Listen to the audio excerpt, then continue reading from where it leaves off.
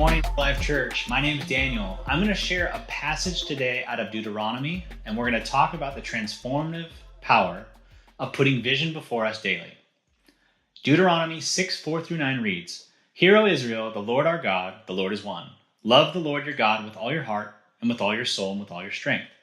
These commandments that I give to you today are to be on your hearts. Impress them on your children. Talk about them when you sit at home and when you walk along the road. When you lie down and when you get up, tie them as symbols on your hands and bind them on your foreheads. Write them on the door frames of your houses and on your gates." Here in Deuteronomy, we can see Moses emphasizing the importance of keeping God's commands before us daily. We can see a perfect picture of what God is trying to tell the Israelites and what he's trying to tell us as believers. To understand this verse, though, we should look at the full context because we have to understand that the Israelites are escaping the land of slavery in Egypt. They have just escaped Pharaoh. They've crossed the Red Sea. All this crazy stuff's happening. They get to the other side. They're in the promised land, and God says, "Stop, listen. This is what I want you to know. This is what I want you to hear. Remember all of the promises fulfilled. Remember all that I have given you. Teach your children and talk about it constantly."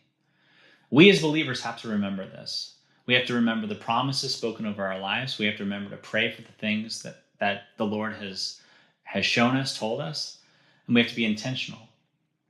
And that will serve as a witness for other people as well. One thing that comes to mind for me is me and my wife taking our kids to school, talking about the things of the Lord, whether we're picking them up in sports, whether we are sitting out at dinner, tucking them in for bed, in good moments or in bad moments. We're constantly pointing our kids back to Jesus and back to prayer. We have so many opportunities throughout the day to chisel and embed God's promises over our family and over our children. One thing that I remember is my son had this sign, it was a wooden sign, and it said Joshua 1:9, which reads, "This is my command, be strong and courageous. Do not be afraid or discouraged, for the Lord your God is with you wherever you go." This wooden sign was placed in his nursery when he was younger. And as he grew up, he was able to memorize this verse and recite it all on his own. Whenever he was afraid, he would say this verse and it would bring him comfort. And now that's bled into his brothers knowing the verse and also getting comfort from it as well. I think this is something that's been chiseled into him and embedded into him from a young age, and it's something that will stay with him all the days of his life and serve him well. Another example I can think of is when we were building our house several years ago, when it was being framed, we were intentional about writing verses on each wall in the house.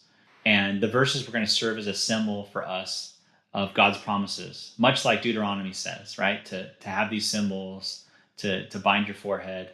And so we did that with our house. And it's just been a great thing to look back on and reflect of God's promises. And each room has its own kind of theme, which is really cool. I know for a lot of us, our days can be filled with ups and downs, whether it's work, school, life, family, finances, whatever it may be.